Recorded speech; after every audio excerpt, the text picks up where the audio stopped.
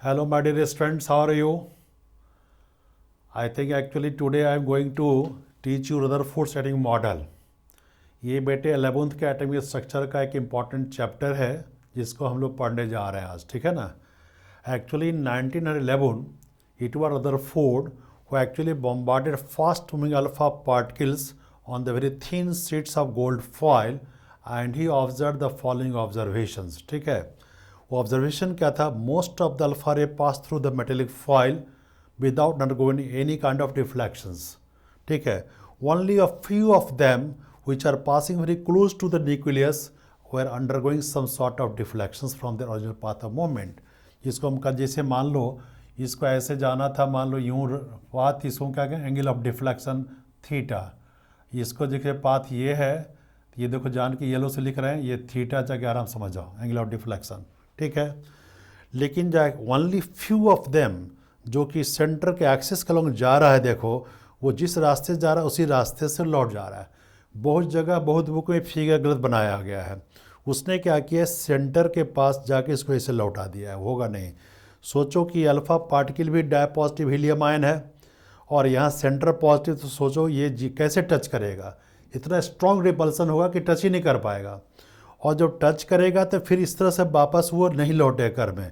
इसको हम आगे देखेंगे। इन केस ऑफ हम इम्पैक्ट पैरामीटर की बात करेंगे जो अलग से चीज़ें हैं। देखो यहाँ पे ये न्यूक्लियस है,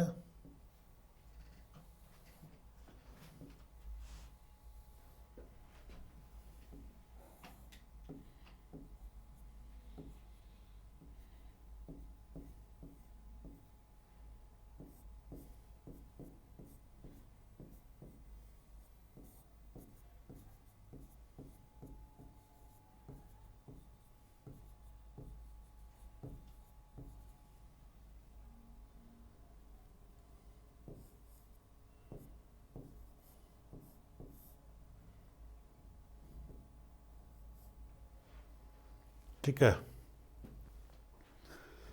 थीटा जो है देखिए यहाँ पे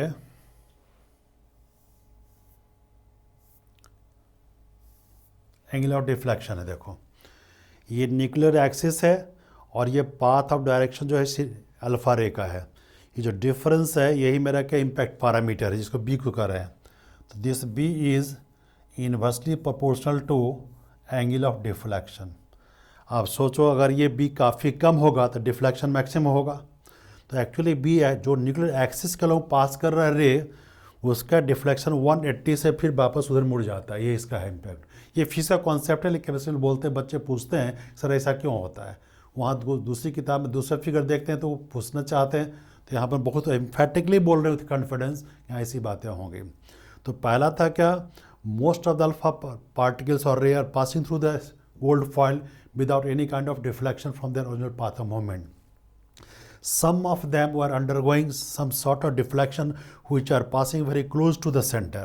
Only a few of them, कहता है कि 20,000 में करीब करीब 0.05% होगा और मोस्ट ऑफ द पास कर 99.9% अल्फा पार्टिकल पास कर जाते हैं। ये अल्फा रे था।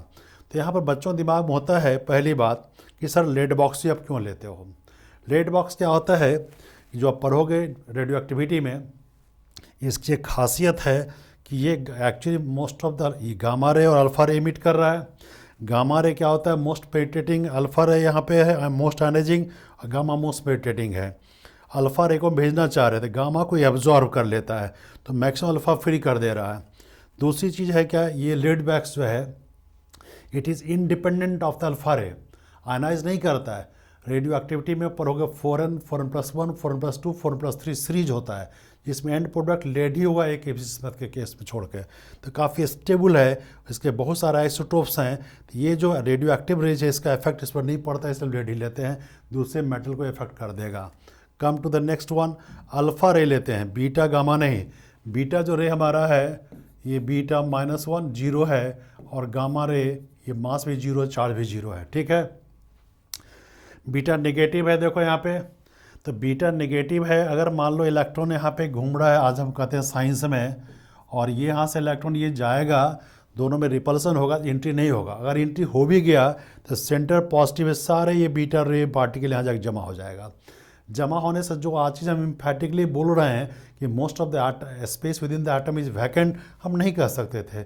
साइंस में कन्फ्यूजन आता कि most of the space occupied है, इसलिए सब वहीं फंस के रह गया। गामा रे है, ये जीरो चार्ज है, मास जीरो है, ये बगल से जाए दूर से, does not matter for the gamma ray. ये गोल्ड फाइट इसलिए कि गोल्ड मेरा सबसे सॉफ्टेस्ट मेटल है, मोस्ट पैसिव मेटल है।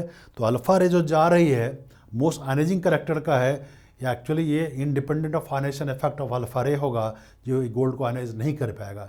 तुम भी जानते हैं गोल्ड क्या काफ़ी सॉफ्टेस्ट मेटल है, और हम लोग उसका ऑर्नामेंट बनाते हैं, उसमें भी एक्चुअली सिल्वर डाल के उसमें लॉय बना के ऑर्नामेंट्स बनता है, इतना सॉफ्ट है वो, और इतना नॉन रिएक्टिव है कि एक्वा रीजिया से करता है, नॉर्मल एसिड अल्कली कोई इफेक्ट उस पर नहीं पड़ता है।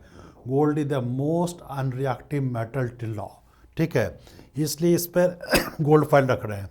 ये जिंक सल्फाइड कैस्केड है, इसमें जहाँ जहाँ ये टच करेगा इस तरह से क्या होता है, एक ग्लू ओरिजिनेट करता है, जिससे कन्फर्म होता है कि कहाँ वो टच कर रहा है। ये सर्कुलर डिस्क होता है जिसके अंदर में सारे ये चीज़ें होती रहती हैं।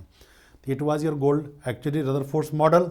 स्कैटरिंग, ये अल्फा स्कैटरिंग का मतलब है scattering is inversely proportional to λ4। Scattering is the actually spreading behaviour of light. Scattering फैलने की प्रवृत्ति है। ये ट्यूबलाइट जल रहा है, देखो यहाँ पर, तो ये ट्यूबलाइट एक छोटा सा है, पूरे रूम में स्कैटर्ड लाइट हो रहा है, इट इज़ स्कैटरिंग प्रॉपर्टी। आप देखते हैं रेलवे ट्रैक पे देखते हैं रेड लाइट यूज होता है सिग्नल पे, क्यों? जो उसका वेवलेंथ क्या है एक्चुअली सबसे ज़्यादा है, इसलिए स्कैटरिंग कम होगी, दूर से भी देख लेता है। जा रहे दिनों में fog light use, yellow light use करते हुए इंटरमीडिएट वेवलेंथ का होता है, तो इसलिए हम ऐसे रे को लेते हैं जिनकी स्कैटरिंग कम से कम हो चुकी। गोल्ड फाइल यहाँ से आप यहाँ से प्रोजेक्ट कर रहे हो, तो रास्ते में ये स्प्रेड करके फैल के बर्बाद नहीं हो।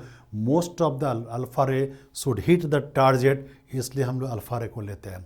Alpha particle is not a fundamental particle. Electron, proton, neutron ये फंडामेंटल पार्टिकल हैं। Alpha ray can be made, ये alpha particle can be made by removing 2 electrons from neutral helium atom. और ये अल्फा पार्टिकल जो होता है इसका मास electron तुलना में 7000 टाइम्स हैवियर है, और एक प्रोटॉन न्यूट्रॉन तुलना में 4 टाइम्स हैवियर है। इसलिए कहते हैं इसके बेसिस पे क्या रदरफोर्ड क्या करना था कि actually most of the space with in the atom is vacant, center is positive charge space is most as a massive space within the atom. Electrons are revolving around the nucleus along certain circular path, ठीक है, and ये सारी चीज़ें थी। Average scattering of alpha रे was extremely poor. ये इनको इस मॉडल के बेसिस पर एक्सप्लेन करना था। मॉडल मतलब क्या, रदरफोर्ड क्या कहना चाहता था एटम के एक्चुअली स्ट्रक्चर के बारे में, ये है। इसमें ड्रॉबैक्स भी हैं।